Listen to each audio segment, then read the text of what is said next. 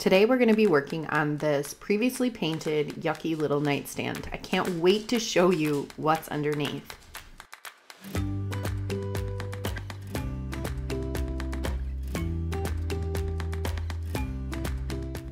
Like all makeovers, I start by taking off the hardware. I then jump right into stripping the paint off of the top, the drawer fronts, and the sides. The only reason I'm not doing this outdoors is because it's way too cold and the Citristrip won't work. It'll just dry up and be nasty. So I'm doing it indoors because I can control the temperature. I apply a generous amount with a cheaper brush, something that I don't mind throwing out. And then I leave it sit for about 45 minutes with some plastic wrap over it. Letting it sit with plastic wrap is going to ensure that it's not going to dry out on me. If you've ever worked with Citristrip, when it dries out, or even clean strip, it's a real pain to get off. So using this plastic, letting it sit, it comes off so easy. And I just use this little scratch test to see if it's ready after 45 minutes. And it's coming off like this so nice. This is my favorite because I'm the one who painted this many years ago. It's one of the first nightstands that I did. And I know that I used 1 coat of Zinsser's Bin and then 2 coats of Rust-Oleum's Chalked, which is chalk paint. Chalk paint comes off with this chemical stripper so much easier than latex paint. I am using a metal scraper. You could use a plastic putty knife if you're worried about damaging the wood underneath, because you can make scratches if you're, going too hard or you're applying too much pressure with your metal scraper, so be very careful about that. I completely forgot what was underneath the paint, so when I saw this beautiful wood grain, I was very excited. It is veneer, as most pieces that I find are pieces of veneer, but that's totally fine because veneer is just a thin sheet of high quality wood. And to remove all the residue, I'm using afterwash. You could use afterwash that, you could buy this at your local hardware store, or you could use mineral spirits. Both work pretty well. I would just make sure that you have a mask on, especially if you're doing it indoors. You need ventilation and a mask.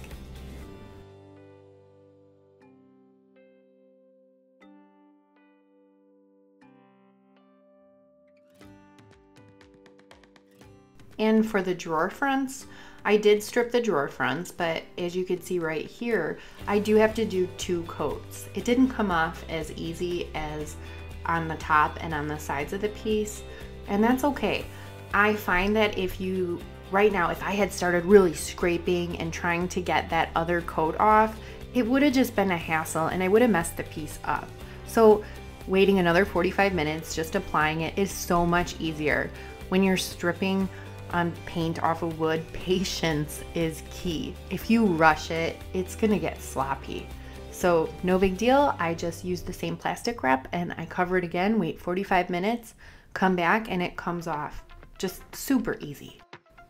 Now for these corners, a lot of the paint didn't come off in the corners and in the creases.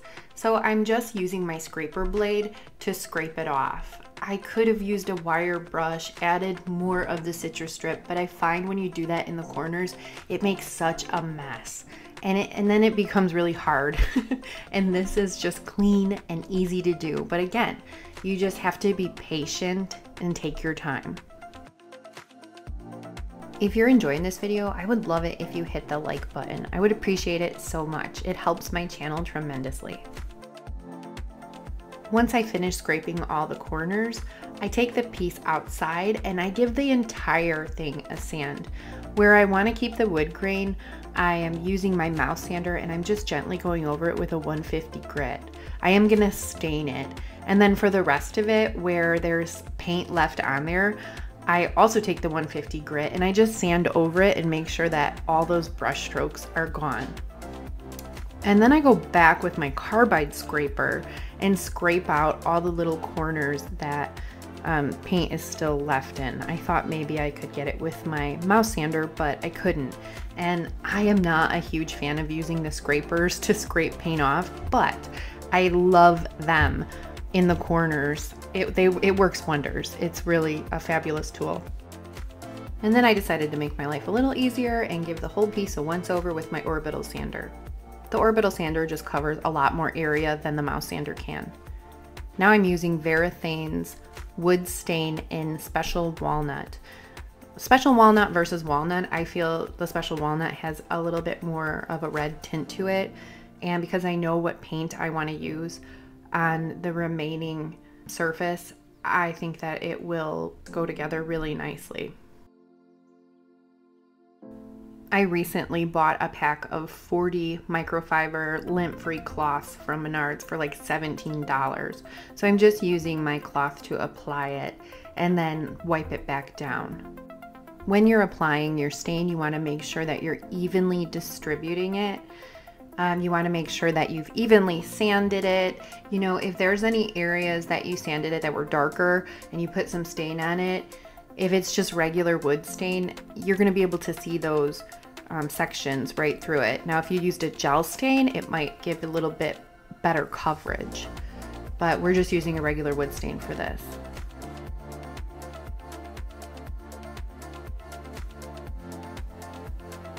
Now, I waited about 2 days and now I want to tape off these sections because I want to add paint.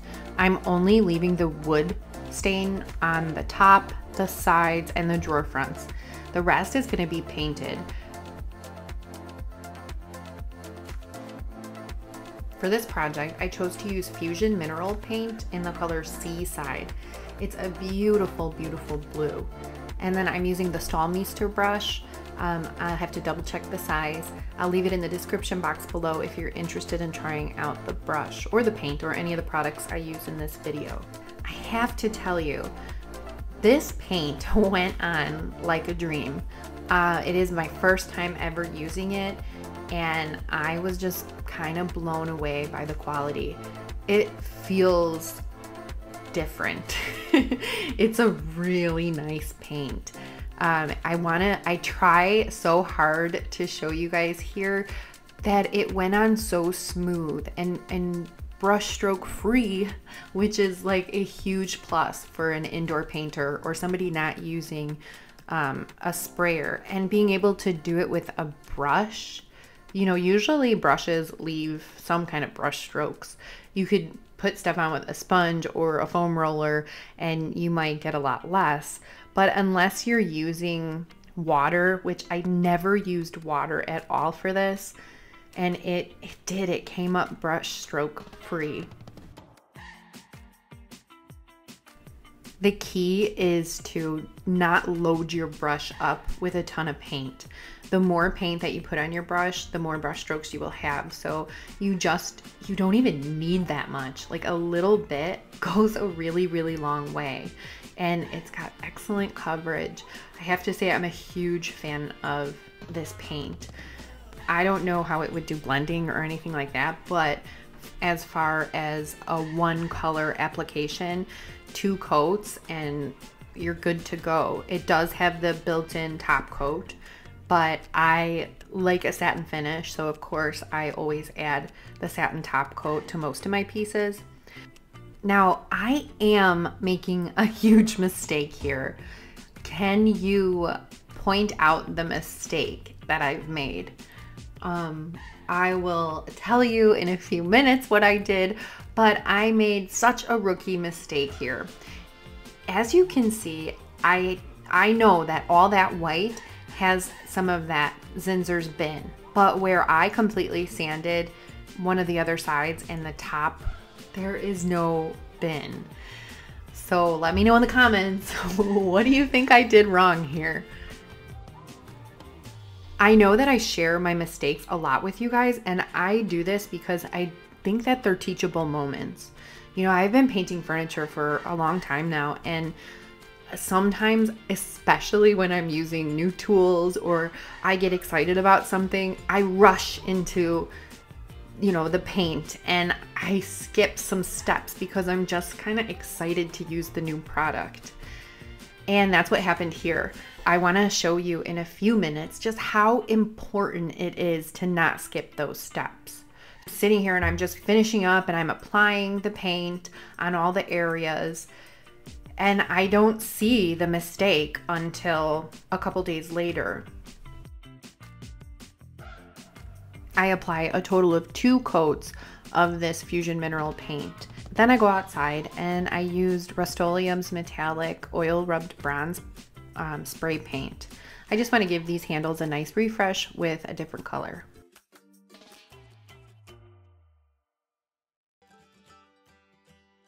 I left the paint overnight to dry and I'm loving, loving, loving the color. Everything looks really good.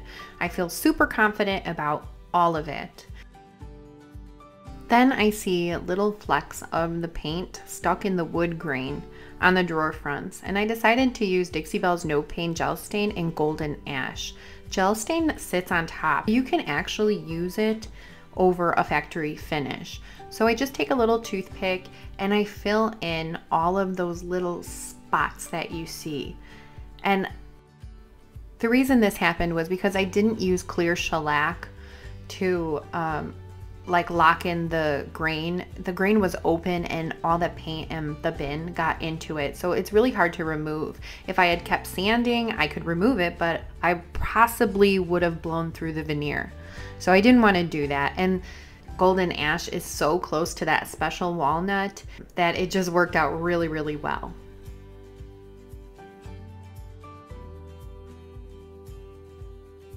The sides of the drawers were a little beat up and it just didn't look even, and the piece is coming out so nice that I didn't want the sides, when you open the drawer, any yuckiness to show. So I did add some paint to the bottoms of the drawer front and then to the sides. Now for the top coat, I'm using Dixie Belle's Clear Coat in Satin, and I am going to use my sprayer for this because I don't have to worry about any streaks. This is the moment where my mistake becomes obvious to me. As I'm spraying my top coat, I can see the areas where I did not have any of the primer on. I can see the bleed through. I should have added a little bit of shellac or a little bit of bin where I had removed it. So now I have to go back to those areas, tape it off, add some shellac. I use the spray can, just even one spray does it. You could do 2 coats, but 1 coat does it, and then I have to repaint. So it's one side that I had removed all of the paint and the primer and the tops. The rest of it was okay. There was no bleed through. I didn't strip those parts. It already had the Zinsser's bin on it.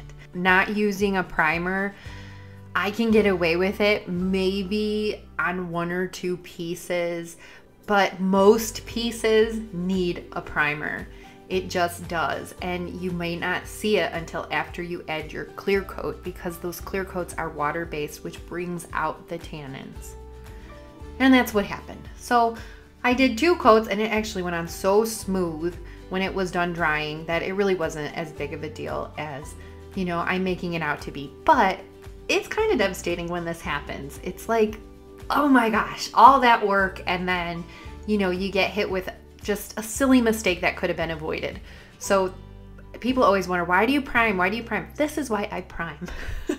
Better safe than sorry. And another one, I seal my hardware usually with gator hide. I want to make sure that that spray paint doesn't peel off or come off or get nicked. If it does, it has some protection.